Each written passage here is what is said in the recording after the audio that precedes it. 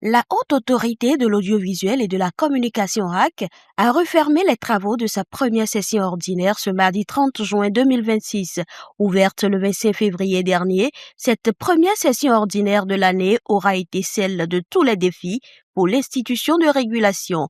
Sous la direction du président Édouard Locaux, les conseillers ont examiné 12 rapports techniques aboutissant à l'adoption de 9 décisions majeures pour le secteur des médias.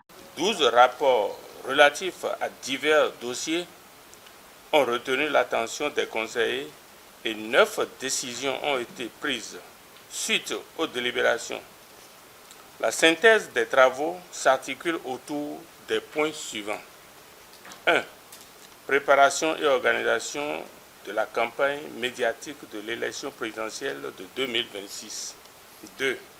Régulation des médias. 3. Délivrance de cartes de presse aux professionnels des médias. 4. Procédure d'appel à candidature pour l'autorisation des médias. 5. Quelques activités mêlées.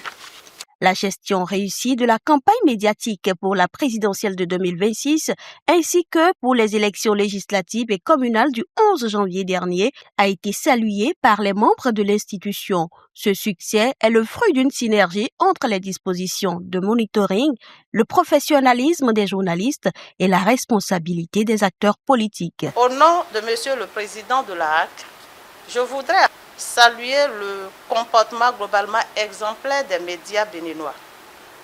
Dans leur immense majorité, ils ont su faire preuve de professionnalisme, de retenue et de responsabilité dans le traitement de l'information électorale.